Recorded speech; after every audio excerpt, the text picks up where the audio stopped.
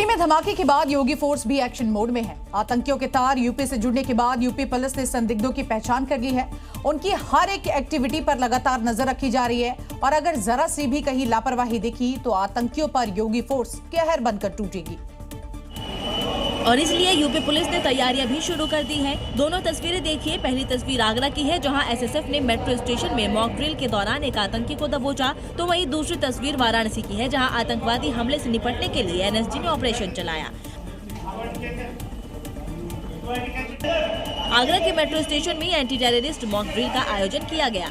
सबसे पहले एक संदिग्ध व्यक्ति को मेट्रो परिसर में विस्फोट करने के इरादे से एंट्री की। सुरक्षा गार्ड ने इसकी जानकारी इंचार्ज को दी। मेट्रो इंचार्ज ने इसकी जानकारी क्यूआरटी और सुरक्षा प्रभारी को दी। इसके बाद एसएसएफ के जवान ने 6 टीमें बनाकर पूरे मेट्रो स्टेशन में सर्च ऑपरेशन चलाया।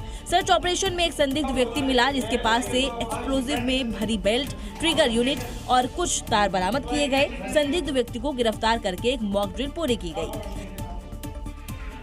दिल्ली धमाके के बाद यूपी में एनएसजी भी अलर्ट पर है। वाराणसी के रविदास घाट पर एनएसजी ने भी मॉक ड्रिल की। गंगोत्री क्रूज के पास तेज धमाका हुआ, चारों ओर धुआं फैल गया। अचानक आसमान में हेलीकॉप्टर मंडराने लगा। रस्सी के सहारे एनएसजी कमांडो क्रूज पर उतरे और क्रूज में मौजूद आतंकियों को चारों तरफ से घेर लिया। आतंकियों को घेरने के बाद एनएसजी कमांडोज ने उन्हें एक एक कर मौत के घाट उतार दिया और पर्यटकों को क्रूज से सुरक्षित बाहर निकाला।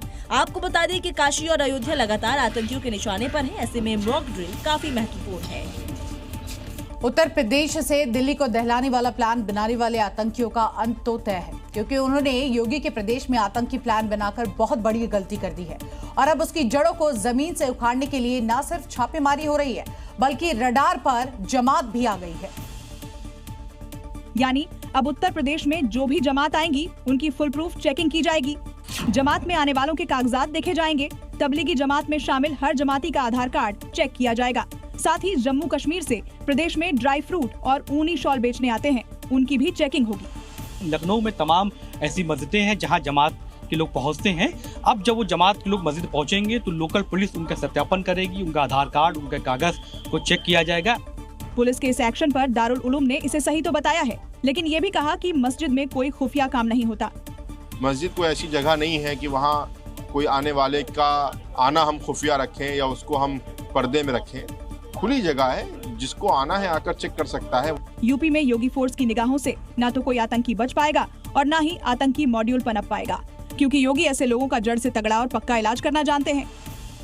जम्मू कश्मीर के डॉक्टर उमर के दिल्ली ब्लास्ट में शामिल होने की पुष्टि होने के बाद नौगाम स्थित घर को सुरक्षा बलों ने यहां पर उड़ा दिया है।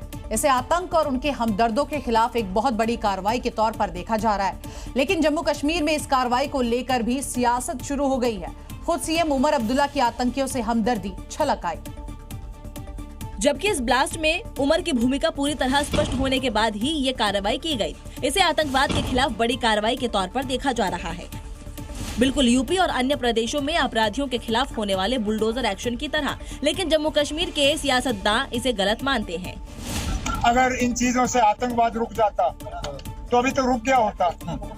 आपने पहलगाम के बाद भी कितने गाड़ उड़ाए, रुका ही है। इससे पहले पहलगाम हमले से जुड़े आतंकवादियों के खिलाफ भी ऐसी ही कार्रवाई हुई थी। बीजेपी ने इस कार्रवाई को गलत मानने वालों को आड़े हाथों लिया है। क्यों नहीं होना चाहिए? जो आतंकवादी देश की सुरक्षा के साथ खिलवाड़ करता है, उसके परिजन हो, उसके जानने वाले हो, सब पर जांच होनी चाहिए और उनकी प्रॉपर्टी को ऐसे ध्वस्त करना चाहिए। सर, एक आखिरी सवाल। लेकिन आतंकियों के खिलाफ ये हमदर्दी कम नहीं हो रही है। आतंकियों के जनाजे में भीड़भाड़ उमड़ पड़ती है और आतंक के आकाओं की दुकान चलती रहती है।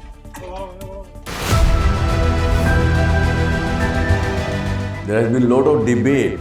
What is the true meaning of Dhamma or Dharma? आत्मा और परमात्मा के बीच सनातन सेवा का संबंध कायम रहेगा, इसी को कहते हैं सनातन धर्म। Whenever you believe in something, your belief system that works and then the nature helps. Things may change in my life, but this relation will never change and no power can hinder. Why God fear? क्या हम fear की वजह से परमात्मा से प्यार करें कि नहीं तो वो दंड दे देगा हमको?